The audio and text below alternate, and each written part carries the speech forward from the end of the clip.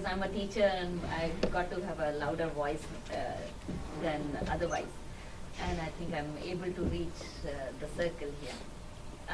I thank Dr. Giri and Schumacher Center and Dr. Susan to have thought of this seminar to help us deliberate and churn out, bring to the table some of the things we live with and some of the ideas we keep dealing with.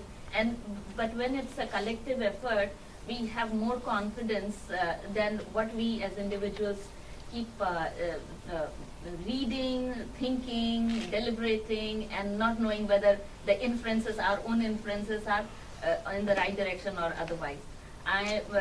I thank Susan, Dr. Susan, for that error that she made about the Jawaharlal Nehru Stadium, because I think I would have loved it. Otherwise, JNU is like a stadium. the kind of events and races that take place in JNU are none other than what would take place in Jawaharlal Nehru Stadium. Thank you, Susan, for that. And otherwise also, I would have rather preferred to be in the stadium than doing some athletic feat than some of these academic feats that one is unable to reach the finishing line. Academics, and especially in social thinking or thinking, the thinkers, I don't think they ever reach the finishing line, do they, Dr. Giri? No, but then in the stadium we do reach a finishing line. However, I think it's a life, and striving alongside life is always a journey, and there is no finishing line. I think that's the beauty of when we have certain endeavors, because then we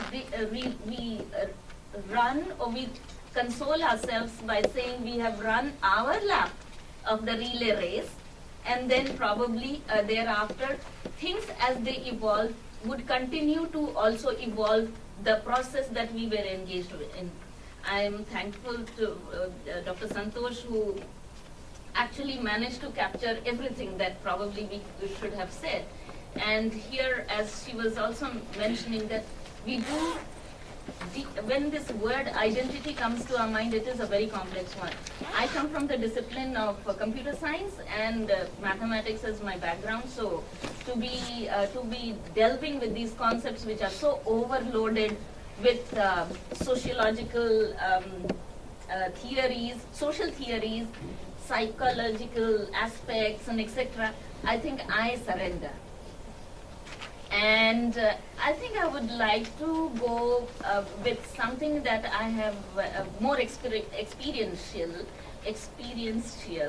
or what comes to me more like a logical one, because I think those who have some of these disciplines as their background and expertise would be able to fit in what I'm trying to speak, and probably it would be Dr. Santosh would be able to summarize it better than what I'm trying to do.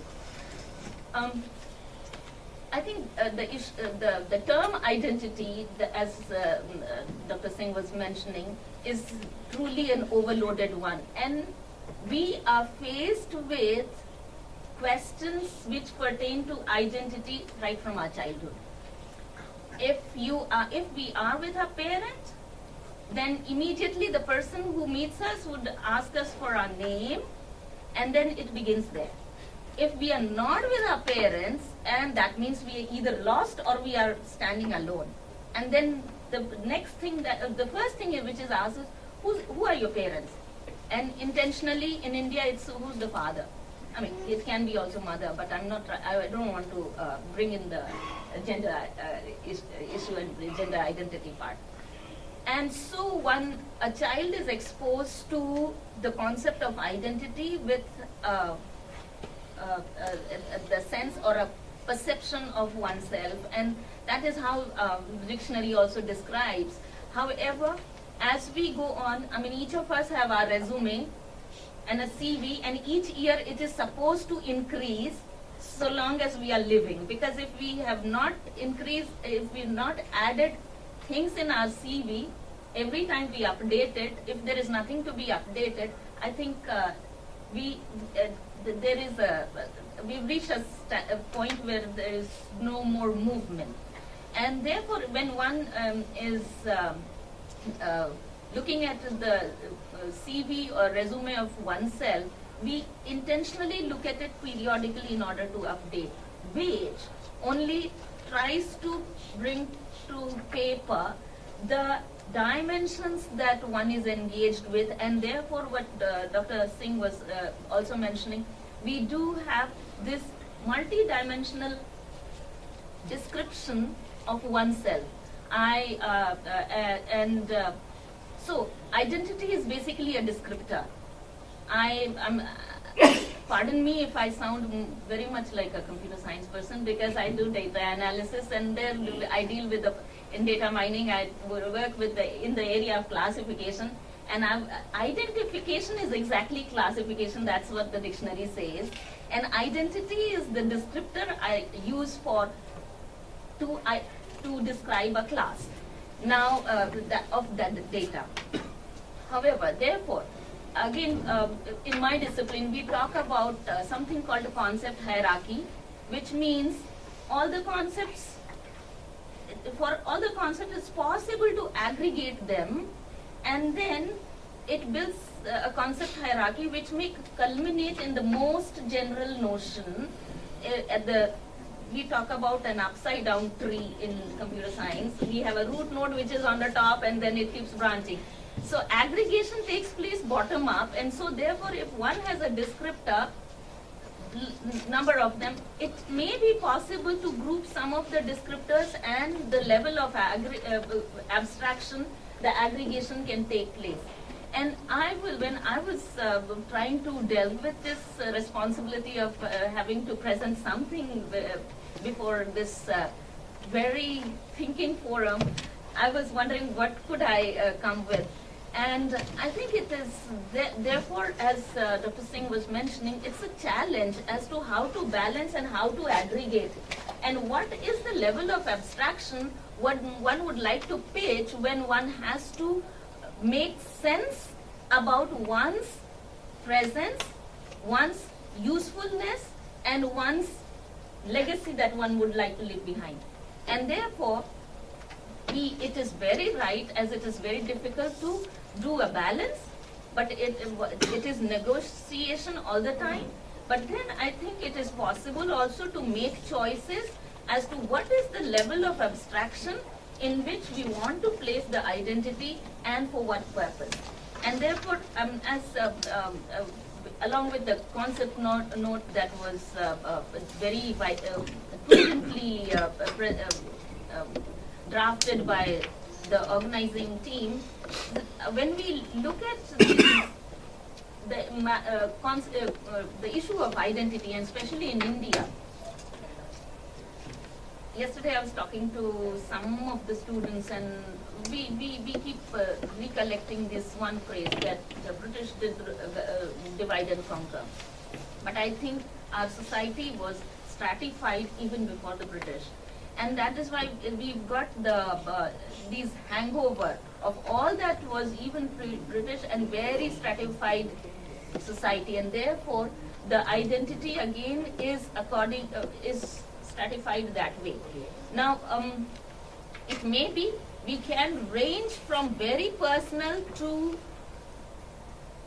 community, and depends on what one would like one's own community to be, because then it also depends on what generalization one is trying to make.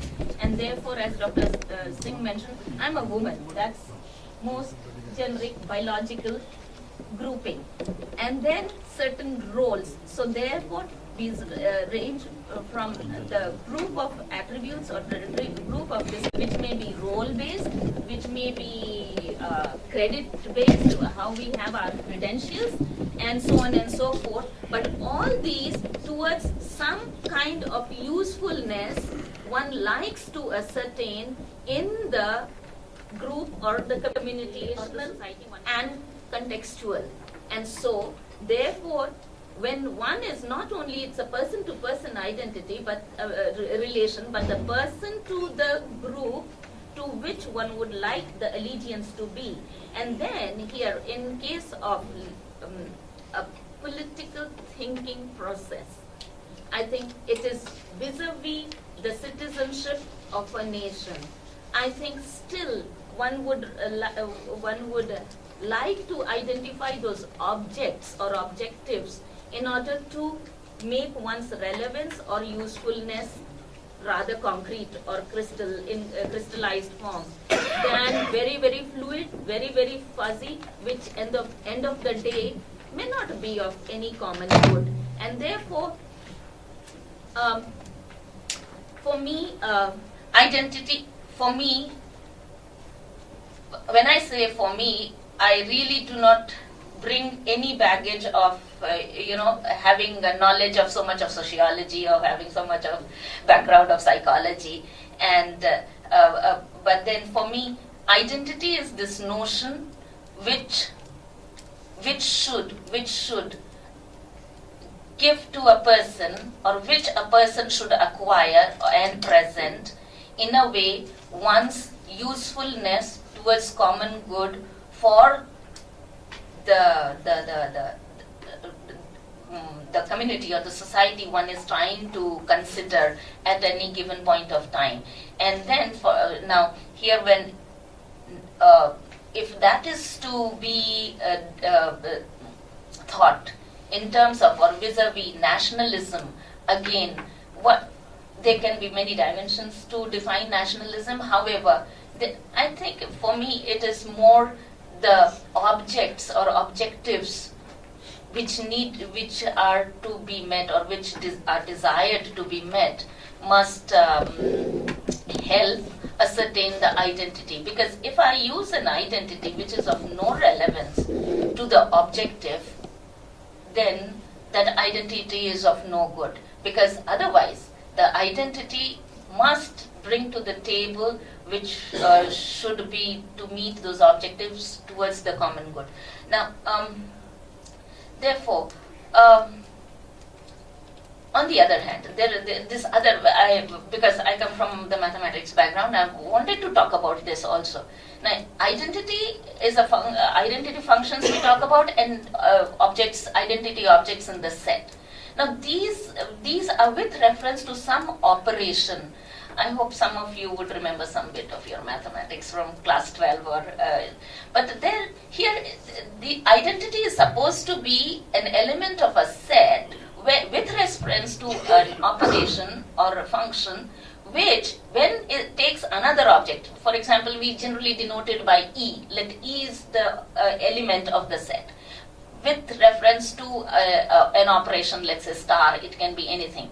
And then if it is going to be operated with another object, A, then E is not to change any characteristic or any value of A, which is to say the distinctiveness of A doesn't get destroyed by the identity element.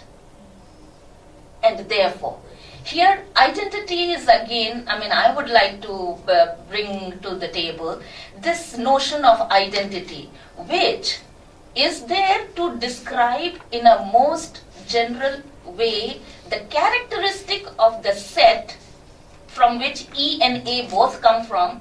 A has its own distinctiveness, values of the attributes which describe the set, but E in no way subsumes the features of the distinctive features of A, B, C, any of those from the set. And therefore, I think this is again an important notion which could be considered, that let identity be such a generic, but with reference to object, be a descriptor, so that while it becomes a representative for the set, but doesn't subsume the distinctive characteristics of other elements of the set. We in mathematics talk about another thing, that identity function. Now, if this identity function is again coupled with another function, it would not eradicate the outcomes of these other function, and therefore identity function is usually used to preserve or to be able to extract the core descriptors of, let's say, the entire set, which one is talking about when in mathematics and computer science we talk about the domain of discourse. So from the domain of discourse, if there are other functions, this identity function is in no way to destruct the other functions, but it is to preserve, while preserving the function outcomes of the function of other functions, it still becomes a representative for what of this domain of discourse.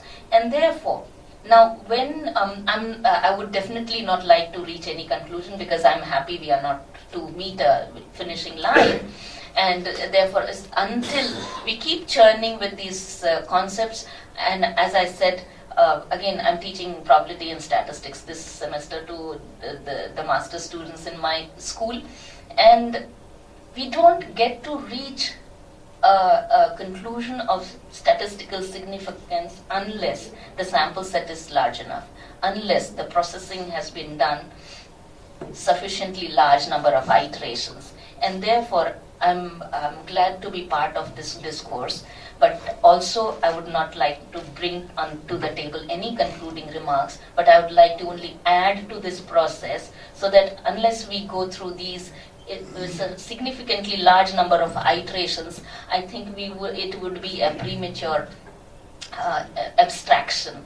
And therefore, while thanking the organizers to